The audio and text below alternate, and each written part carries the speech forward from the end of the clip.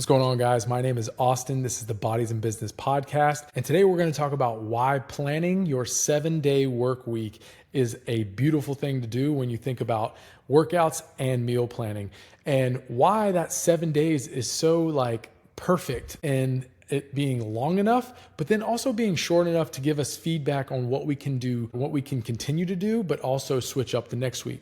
All right. So I was thinking about this the other day and I was like, man, why, everything is kind of laid out for us really simplistically. Like, we don't have to rethink, oh, our week is going to be 12 days, 15 days, 20 days. 7-day week is really, really nice to really think, okay, I can plan out 7 days. And to be honest, a lot of times your plan for 7 days doesn't go perfectly, but it's great to have some sort of plan that is short enough, but also long enough that you can continue to stick to it. And then also get like a rest day to really think back, okay, what can I do different the following week?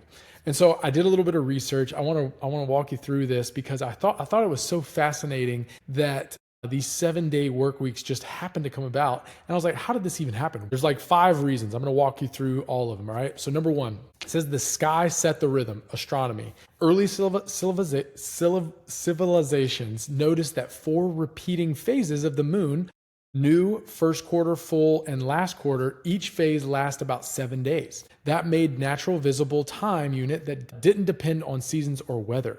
All right. So that's kind of cool. All right. And then 2, biology quietly agreed with our human limits. So even without calendars, humans seem to operate best in a 6 to 8 day work recovery cycle. Modern research shows fatigue, stress hormones, and attention span peak around day 6. A short, predictable recovery window improves long-term output. And then continuous labor without pause leads to sharp productivity drops, which is pretty interesting. It's fun to think about, like, on Saturday, we actually get up and do, there's college football. There's a lot of fun things that happen on the weekend when we really want to get up for them. During the week, we really are focused in, but then we need that Sunday, to be honest, to really relax and take time off to reboot for the next week. So it's kind of funny how that all just lines up with our biology, and we can really lean into that. And I think for me, a lot of times what I've done is I'm like, you know what? I'm going to go hard. I'm not going to do any days off. I'm not going to do any rest.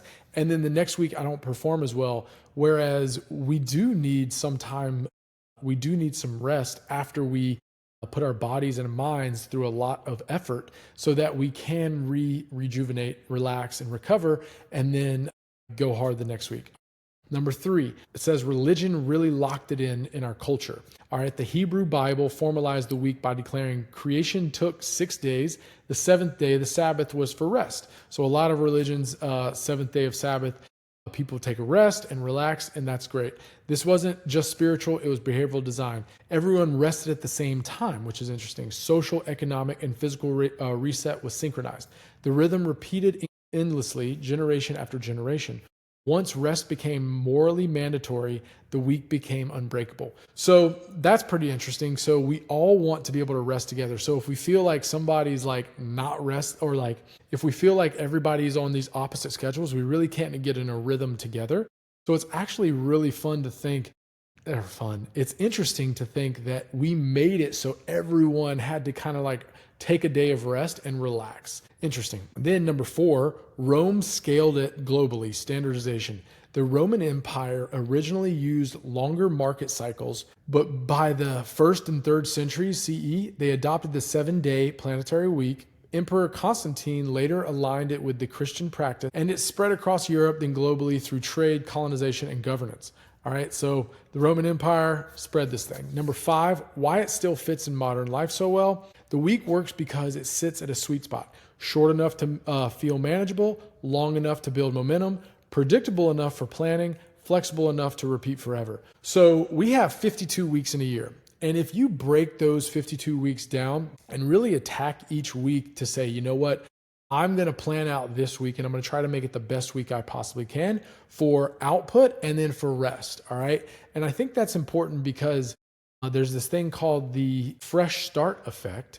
And I love this fresh start effect because each week feels like you can start a new week fresh, and you can change things that you may have done not as well the previous week, and then maybe do a little something different the following week.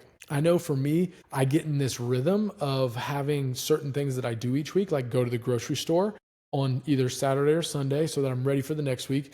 And then I get into a really good rhythm for workouts because my schedule is pretty set during the school year. So that's it. I really think that if we lean into these 7-day sprints, right?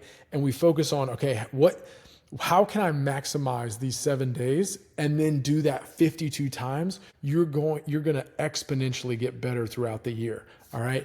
Instead of saying, okay, I'm going to have this whole month, I'm going to do 30 days of this. Well, that's pretty tough. But if we take it, and I say that's pretty tough because even doing something for 7 days is really tough. So, and I think it allows us to really manage ourselves a little better instead of feeling like, okay, it's an all or nothing. I got to do this for 30 days or I'm a failure. So that's it. I found it very interesting to really lean into this 7-day cycle, 7-day week, and start trying to plan out things that you know you can be repeatable 52 times in a year. And so that's like things like going to the grocery store. See how many times every week you can say, okay, I'm going to go to the grocery store at least one time this week. And why that helps is if you're getting foods that are perishable and not stuff that just sits in the cabinet. I was going to say cabinet or cupboard, but I meshed them together.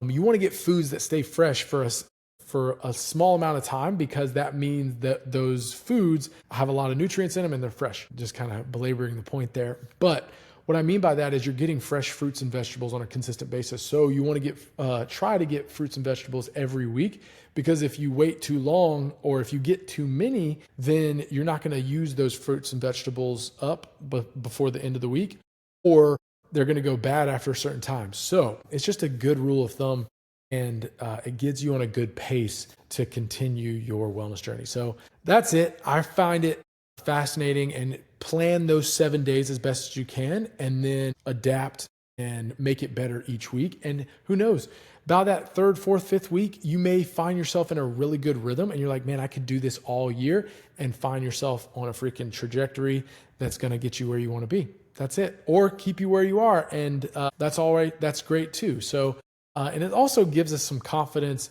that we can be repeatable in what we're doing.